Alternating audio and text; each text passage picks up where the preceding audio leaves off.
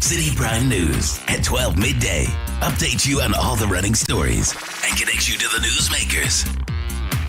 Citi News.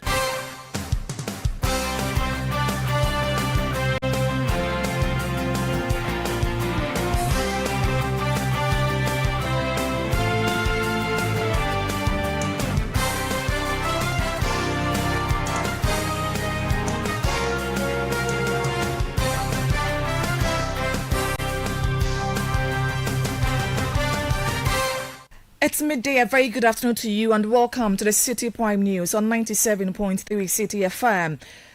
We are live from our studios at number 11 Dr. Martin Loop in Adabraka, Accra. The news is also live around the world on citinewsroom.com. I am Hawa Idrisu Mustafa. Coming up, Paramount Chief of Pandai calls on chiefs in the area to desist from interfering in court processes following an earlier press conference by some chiefs on the ongoing parliamentary election dispute. We are nobody to stand against the verdict of the court. We will vote if the chance comes from the court. Also coming up, NDC youth in Nanton demand immediate dismissal of chief executive for the area. If the party fails to take decisive action under DCA within 1 week, we will not hesitate to take further action. Still ahead, police launch investigation into viral video of a kidnapping claim by an American citizen, and later, Road Ministry outlines benefit of new maintenance trust fund. President Mahama decided that accountability must be upscaled. So he ordered the road fund to be reenacted as road maintenance trust fund with bigger mandates and hopefully bigger accruals to the fund. And how does it work? In the past, all that and more on Citi Prime News, which is live in the Western region on Beach FM 105.5, Sky Power FM 93.5, all in Takrady. Bono region, we are live on Greener FM 95.9 in Sunyain. Ashanti region, Adwenpa 99.9 in Nkawie. Volta region, we are live on Heritage FM 107.3 in Hohoi. Freedom FM 88.1 in Sogakope. Northern region, Radio Gaki 88.3 in Saboba. Upper East, we are live on Quality FM 88.7 in Garu. Mike FM 105.3 in Navrongo, and Northeast region, we are live on Nobia FM 98.1 in Nalerigo. Citi Prime News at 12 midday. Update you on all the running stories and connect you to the newsmakers.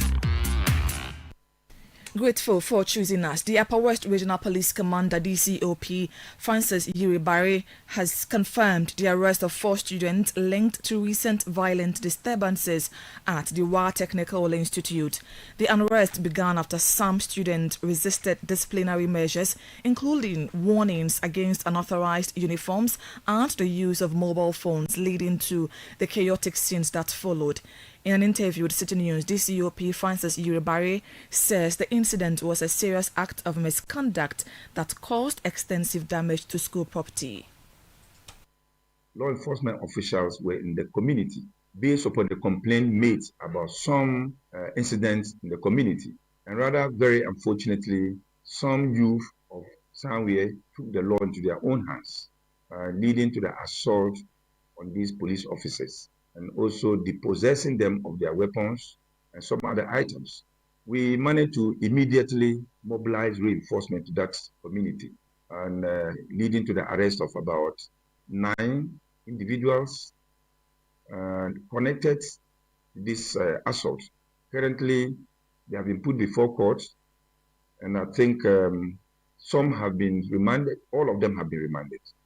Only 2 of them were found indeed during the interrogation who have not been connected, and they were subsequently actually released. The remaining were put before court. And through the swift action of the police, and of course some members, elders of the community, the assemblyman and others, we have been able to retrieve at the moment all weapons that were in the hands of these criminals. You heard the Upper West Regional Police Commander, DCOP Francis Yuribare. Some youth of the National Democratic Congress (NDC) in the Nanton constituency have taken to the street to protest against the district chief executive for the area, Rosina Zinabu Abdul Rahman. The action follows a petition submitted last week by NDC constituency executives to the president calling for the immediate removal of the DCE. According to the petitioners, the conduct of the DCE is undermining party cohesion and threatening the party's electoral prospects in the constituency. The youth have given a one-week ultimatum for the concerns to be addressed. The sale of the funds were not regulated, and as many funds as possible will have been sold to desperate young people for the DCE's profits, but at the expense of party funds and the very people we promised to save with integrity.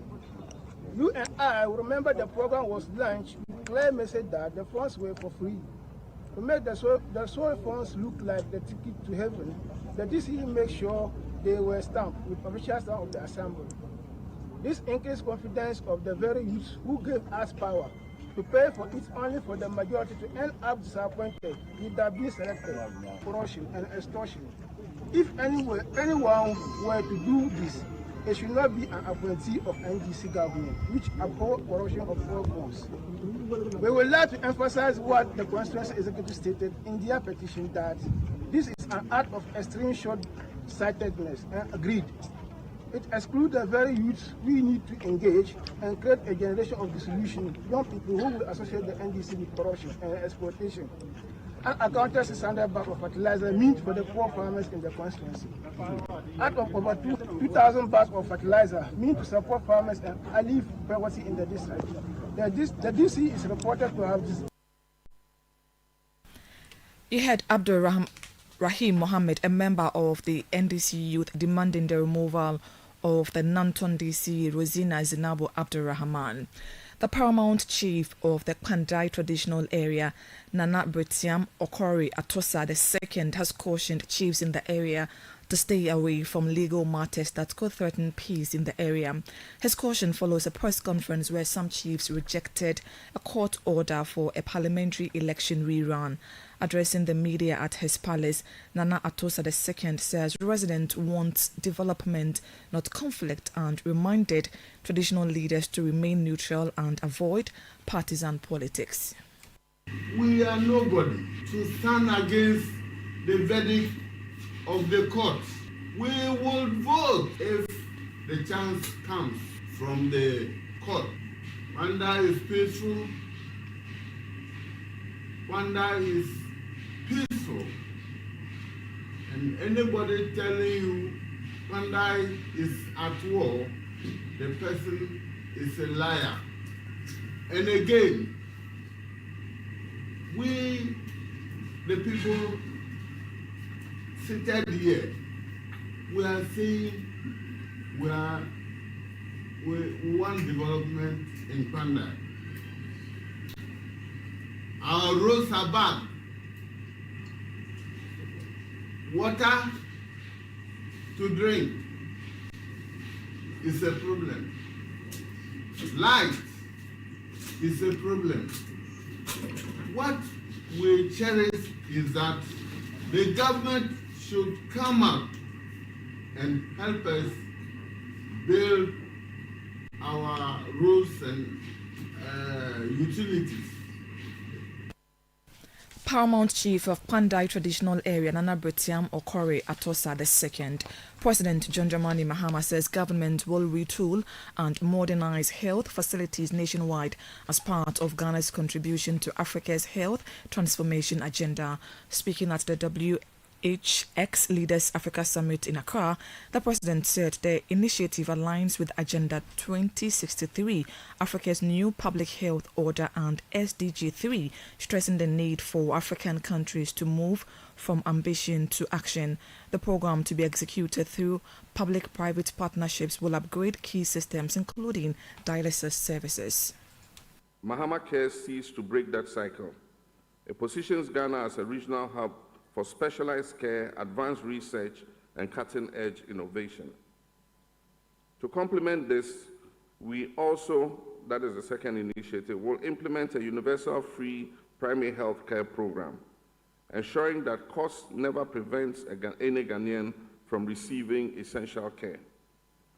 This initiative strengthens community health systems, expands digital health services, and shifts our health model decisively towards prevention, early detection, and community-driven care. And the next is retooling and modernizing health facilities. Our ambition requires a strong modern infrastructure base. We are committed to, under a PPP, retooling our health facilities, and this includes with modern imaging and diagnostic systems, upgraded laboratories, strengthened dialysis services, biomedical engineering reforms, and resilient smart supply chains. Crucially, Ghana is inviting private sector partners, and this is what I was talking about, into strategic PPPs to expand diagnostic imaging, laboratory network, and specialized services nationwide. President Mahama also called on global vaccine manufacturers to partner with African governments to establish vaccine production hubs on the continent. Africa seeks a new paradigm of partnership, one that is defined not by dependency, but by co-investment, innovation, and shared values. So we call on vaccine manufacturers to partner with us to build African vaccine production hubs. We call on pharmaceutical companies to expand into biologics, generics, and essential medicine manufacturing in Africa. Diagnostics, innovators, biotech firms, and medical device producers to establish assembly plants, R&D centers, and fabrication facilities here in Africa. And DFIs, private equity firms, venture capital, and philanthropies to co-finance Africa's health industrialization. The conditions have never been more favorable. The African Continental Free Trade Area offers a unified market of about 1.3 billion. A growing innovation ecosystem is ready for acceleration. The African Medicines Agency is strengthening regulatory harmony. And most importantly, political will across the continent is very strong and aligned. President John Dramani Mahama, the Criminal Investigations Department of the Ghana Police Service is investigating a viral video in which an American woman claims she was kidnapped and robbed by 5 masked men alleged to be police officers in Accra. Police say efforts to contact her for details have failed as she has deleted the video and blocked investigators. Her Ghanaian companion has also declined involvement. The CID says it is now pursuing the matter through diplomatic channels.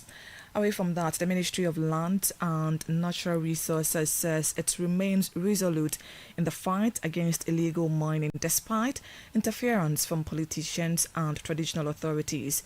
This follows revelations from the National Anti-Illegal Mining Task Force, NIMOS, that its operations are being obstructed by influential individuals. Speaking to Citi News, the ministry's media relations officer, Pakwesi Shandov, said the minister is committed to resisting political pressure and ensuring that the crackdown on Galamsey continues uninterrupted.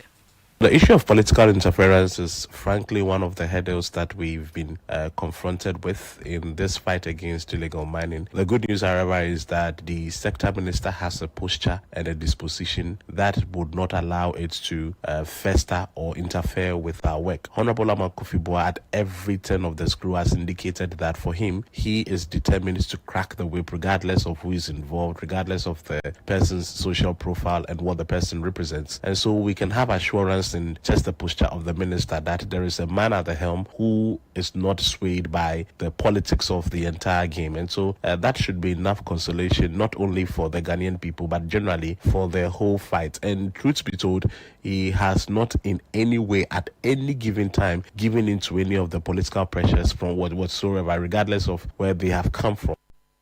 Media Relations Officer of the Lands and Natural Resources Ministry, Pakwesi Shandov. Private legal practitioner Ace Ankoma is pushing back against calls to abolish the office of the special prosecutor. His comments follow demands by Majority Leader Mahama Ayaraga and some MPs for the OSP to be scrapped.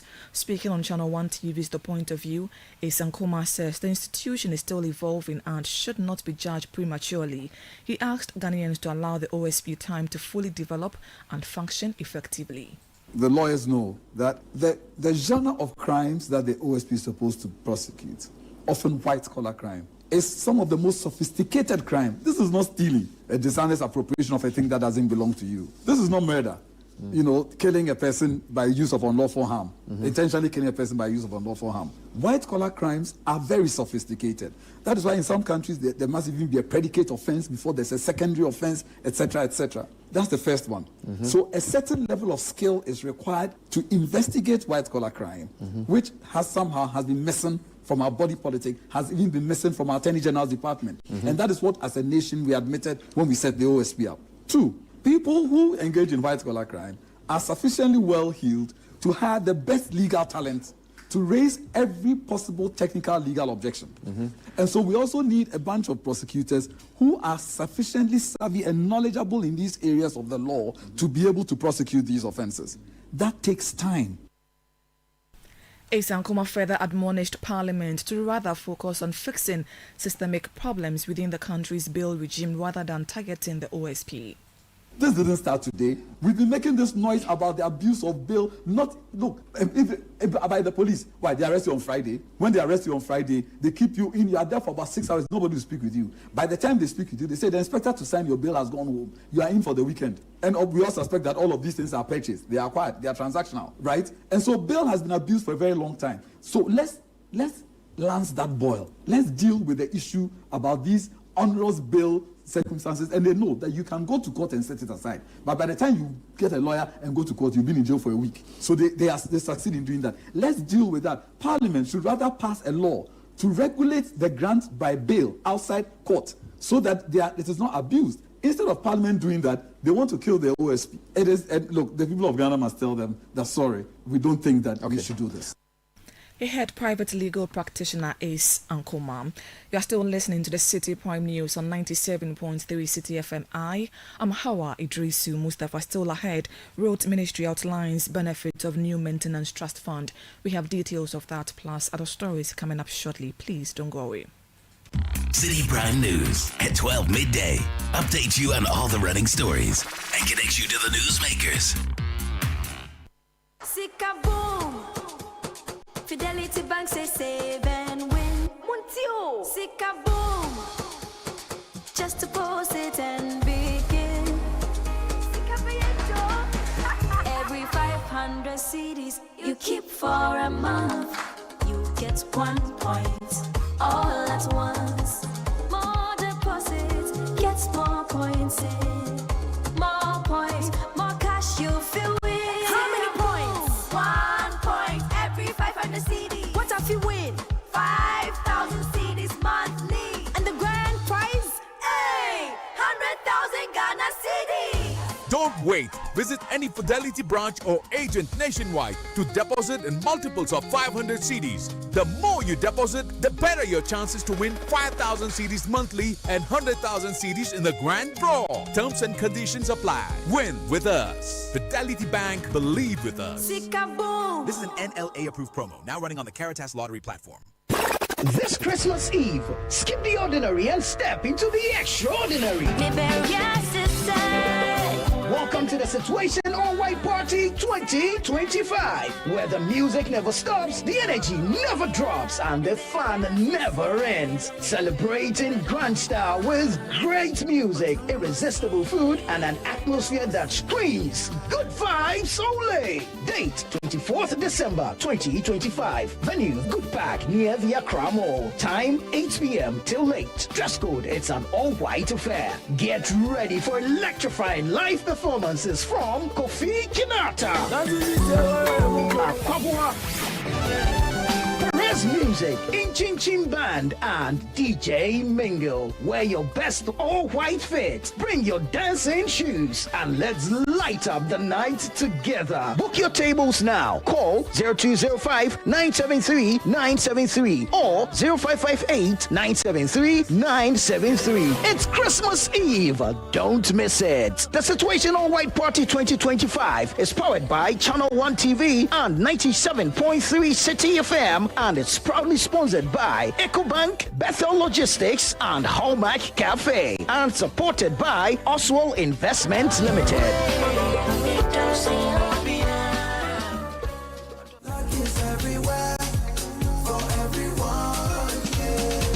The winning season is back, but this time I am collecting the wins like jollof at a wedding.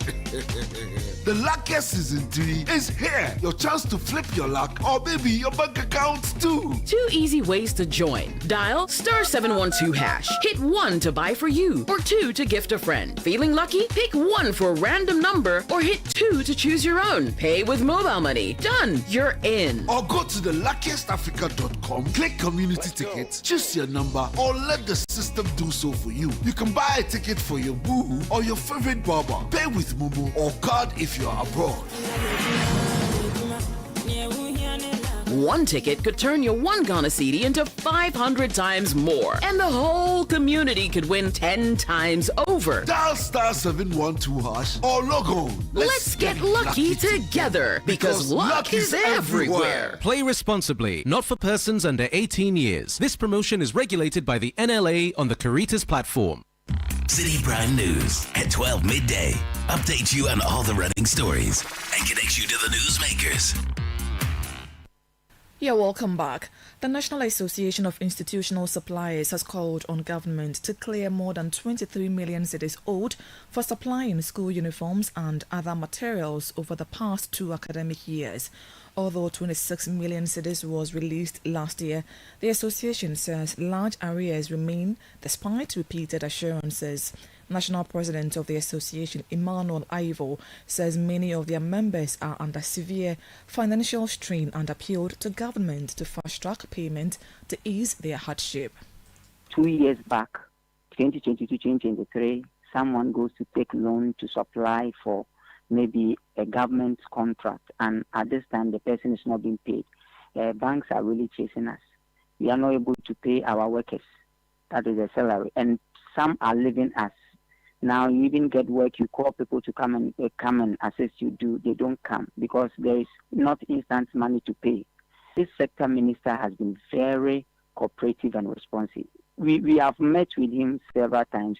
They have assured us, but the truth is it has kept delayed, or it has delayed for a period now. I think we met him somewhere in April and going forward. So it has kept long, and we are making an appeal to them. It's not as if we can go by any threat. No. What will happen is that if you're able to pay us urgently, then we can also supply for those in first year. Emmanuel Ivo is National President of the National Association of Institutional Suppliers. Now, Imani Africa is urging the government to allow telecom companies to lead the SIM card re-registration process instead of restarting another state-led exercise. Minister of Communications, Digital Technology Innovation Samuel Nate George says a fresh nationwide registration will begin by the first quarter of 2026, arguing that the previous NPP era process failed to meet key technical and legal standards. But Imani's Vice President Selom Brantier argues that third-party oversight is not in the national interest. He says the telcos are best placed to manage the process. The most efficient model is to make those who run these services actually do some of these registrations and things like that. We do not always have to introduce third parties, which are companies that have very little track record in some of these activities, companies that rise up from nowhere, entities that usually would have to be hurriedly put together and pieced together to do some of these things, because we need efficient processes, we need efficient systems. Sometimes, unfortunately, these things or these entities come along, just make this money and then disappear into thin air. We've had enough of these as a country, and we need to move from where we are to a place where we are confident anytime the government is undertaking significant national exercises, because they are using existing systems and maximizing the benefit of the existing systems, not creating new systems sort of to add more layers and complexity to something that doesn't really need that level of complexity. Vice President for Innovation and Research at Imani Africa, Salom Brantier. The Eastern Regional Office of the Ghana Water Limited has launched a major legal campaign to recover more than 32 million cedis owed by long-term defaulters. In the first phase, 15 customers have been processed for court and are expected to appear soon. Now, the Public Relations Officer of the Ghana Water Limited in the Eastern Region, Kwadwo Dase, said the action also target individuals and businesses relying on boreholes and wells without clearing their debts. Ghana Water Company this time round is scaling up its efforts to retrieve arrears from our defaulting customers. We started taking on such customers at the courts, and we can tell you now that we have earmarked about 15 number of such customers, both commercial and domestic customers, are being scheduled to appear before court. It's one of the critical areas because we need a revenue to be able to keep on with our operations. And as I now can tell you, we have about 32 million Ghana cedis in arrears. So now we have resolved that no, we will not sit down aloof for this to continue. Public Relations Officer for the Ghana Water Limited in the Eastern Region, Kwadwo Dase. The Ministry of Roads and Highways says the newly established Road Maintenance Trust Fund will guarantee fair and equitable distribution of resources for road upkeep nationwide. Replacing the old road fund, the Road Maintenance Trust Fund aims to eliminate discretionary spending that left some areas without maintenance. Speaking at the inauguration of the Board of Trustees, Minister for the Sector, Governs Kwame Agboja, says the new system enhances transparency and aligns with President Mahama's vision of strengthening accountability in the road sector. That the road fund that's supposed to at least bring a check and balances into the system has not been actually up to their game. And Kwame Agboja, played a very, integral role. So anytime at all we call upon him and his committee and with his advice as well. So he knows the challenges in there. So as he's coming with a new fresh energy, we believe strongly that he's going to tackle that. Apologies for the wrong insert. We bring that to you in our subsequent bulletins. Now, officials of the Food and Drugs Authority in the Ashanti region have intensified market surveillance to curb the rise of expired and fake products on the market as the festive season approaches. Ashanti Regional Director of the Food and Drugs Authority, Nathaniel Nana Kwabna Nkrumah, says strategies have been adopted to ensure consumer safety. The authority has also cautioned manufacturers and distributors to comply with the required standards for their operations. We are educating the public to be able to identify products that are non-compliant, or if they have any doubts, they should report so that we move in quickly. And then on the manufacturer side, I've met the manufacturers, the role they have to play.